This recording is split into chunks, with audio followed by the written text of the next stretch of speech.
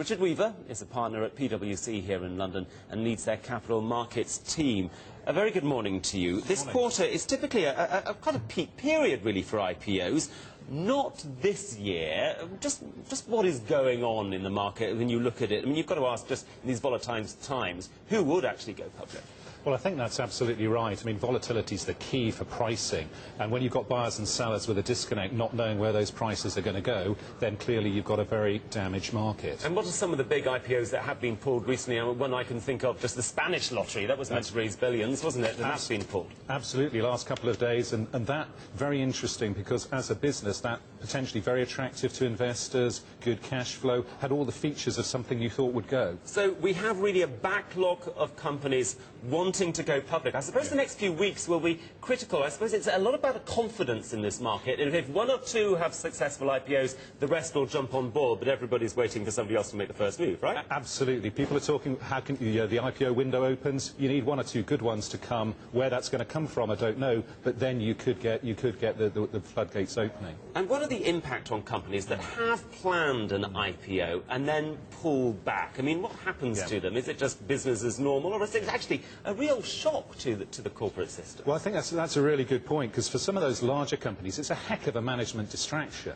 So it's a really interesting tactical choice for them. Do they try and wait and see if the market opens up, or do they actually say, right, we'll shelve it and we'll look for 2012? Now, you've been looking at some of the figures, I know, and this is what you do on a daily basis, and some have outperformed the market, haven't they? Some of the companies that have been involved in M&A. What are the figures? Are there any particular patterns emerging, or is it difficult to say? Very difficult to say, because it tends to be very sector-specific.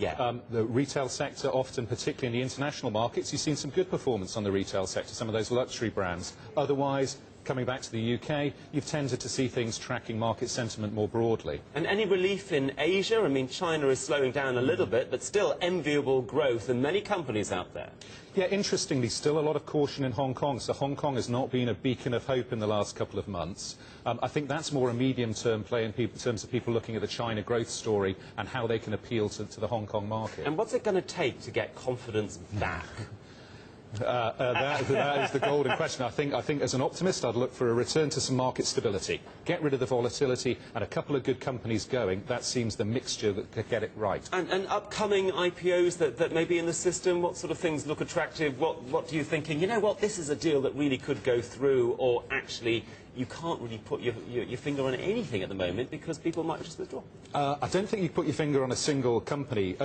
Sort of mid-term, so first half of 2012, we're seeing a lot of attractive natural resources companies coming from emerging markets through to London. So I think keep an eye on that one, because they're big companies and I think investors will be interested in those. And looking forward to the fourth quarter and beyond into 2012, things have, well, they've got to get better, haven't they? Please, they've got to get better. I think your point about the fourth quarter, if things don't turn around now, fourth quarter not looking good, but let's keep our fingers crossed for 2012. OK, Richard Weaver, partner at PricewaterhouseCoopers, I'm very grateful to you. Thank you very much indeed for coming into Bloomberg today.